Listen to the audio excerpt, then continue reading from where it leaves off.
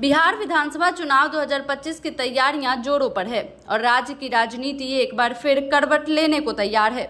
ऐसे में भागलपुर जिले की कहलगांव विधानसभा सीट एक बार फिर राजनीतिक गलियारों में चर्चा का विषय बन चुकी है। एक समय कांग्रेस का अभेद किला माने जाने वाली यह सीट अब राजनीतिक अस्थिरता और कड़े मुकाबलों की मिसाल बन चुकी है। यह सीट राजनीतिक रूप से हमेशा से बेहद खास रही है, जहां कभी कांग्रेस का गहरा वर्चस्व रहा, खासकर पूर्व विधानसभा अध्यक्ष और पार्टी के दिग्गज नेता सदानंद सिंह के नेतृत्व में। उन्होंने यहां से कुल 9 बार जीत दर्ज की, जिनमें से एक बार वे निर्दलीय उम्मीदवार के रूप में विजयी रहे। लेकिन 2020 के विधानसभा चुनाव में कांग्रेस को बड़ा झटका तब लगा जब भाजपा ने पहली बार इस सीट पर जीत दर्ज की। 2020 में भाजपा उम्मीदवार पवन कुमार यादव की प्रचंड जीत ने यहां समीकरणों को पूरी तरह से बदल दिया था।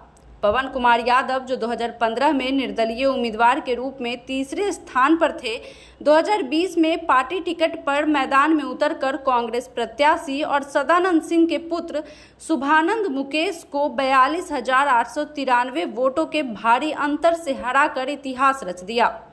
यह नतीजा न केवल कांग्रेस के लिए झटका था, बल्कि यह संकेत भी था कि कहलगांव की राजनीति अब पुराने ढर्रे पर नहीं चल रही।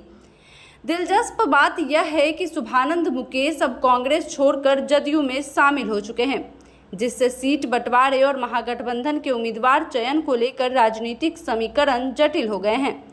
ऐसे में यह देखना बेहद अहम होगा कि जदयू उन्हें टिकट देती है या भाजपा दोबारा पवन यादव पर भरोसा जताती है। यदि शुभानंद महागठबंधन के बजाय एनडीए से ही मैदान में उतरते हैं तो मुकाबला भाजपा बनाम जदयू का हो सकता है, जिससे एनडीए के भीतर ही सियासी रसाकसी पैदा हो सकती है।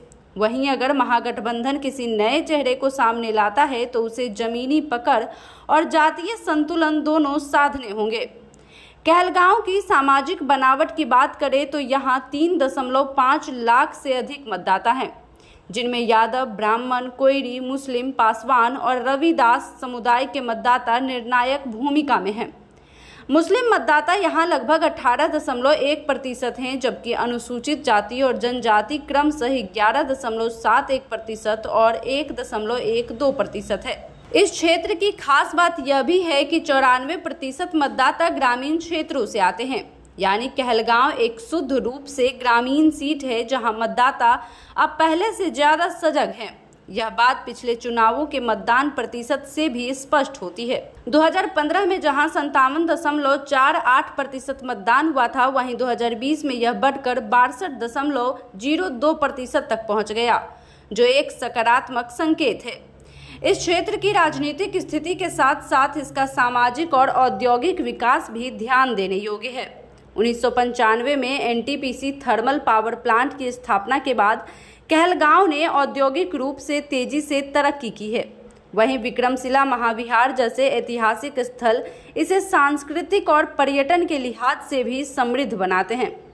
लेकिन इन तमाम विकास कार्यों के बावजूद यहाँ की राजनीति अब भी जातीय और पारंपरिक वफादारी पर आधारित है। लोकसभा चुनाव 2024 के नतीजों ने भी संकेत दिया कि एनडीए का असर अब यहाँ स्थायी रूप से बढ़ रहा है। जदयू उम्मीदवार ने कांग्रेस पर 29,766 वोटों की बढ़त बनाकर यह साफ कर दिया कि कांग्रेस को अपनी खोई जमीन वापस लेने में बहुत मेहनत करनी होगी। ऐसे में 2025 का विधानसभा चुनाव कहलगांव के लिए सिर्फ एक सीट की लड़ाई नहीं, बल्कि भाजपा की स्थायी पकड़, कांग्रेस की पुनर्रचना और महागठबंधन की रणनीतिक प्रासंगिकता की परीक्षा साबित होने जा रहा है। क्या कांग्रेस अपनी पुरानी साख दोबारा हासिल कर पाएगी?